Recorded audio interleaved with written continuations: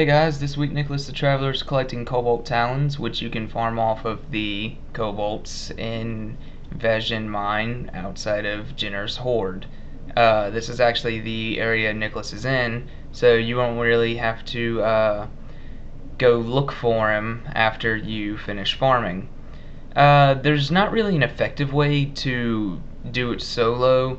Uh, I've heard a couple of SOSs have actually been having trouble with it, and SOS pretty much farms everything every week, which is kind of why I don't normally do it, because it'd be boring to show that every week. But actually, I've had quite a few people tell me that they've had some difficulty doing it on SOS, so I would suggest maybe doing it with a team, maybe 2 or 3 other people. So this could be a good week to get some guild members or some friends that play the game, get them together and just go farm together. Actually, over here is where Nicholas is, somewhere over here. There he is. So there's usually a bunch of groups that patrol around him. I think there's, on a consistent basis, there's 4 or 5 groups around him that can be killed in as little as 10 minutes.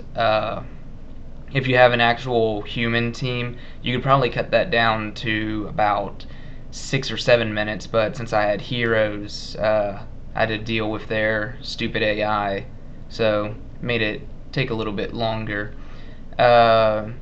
So since it took 10 minutes and you probably wouldn't want to sit through a 10-minute farm, I've gone ahead and sped it up quite a lot faster than I usually do.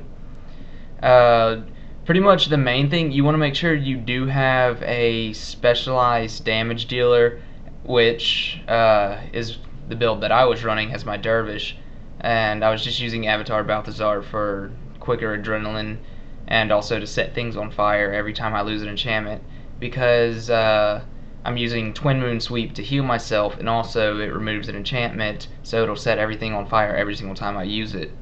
So that's just something to think about. Condition spreading.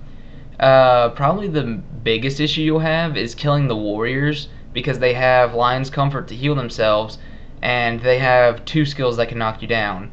One of them will only knock you down if you're attacking them, which is Counter Blow. They have another attack which will knock you down, I think, pretty much no matter what. The Paragons aren't really that big of a deal, but they can set you on fire, so if you're not prepared to handle with degen every couple of seconds when they recharge their skill, then that could be something that could lead to quite a few deaths. The Paragon boss does tend to hold some problems because it deals a lot more damage, and its buffs to the warriors can really make them like destroy your team.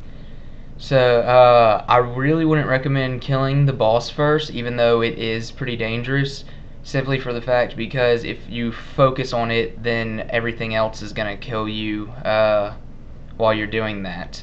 But other than that, it is pretty easy, so have fun doing it this week with your friends.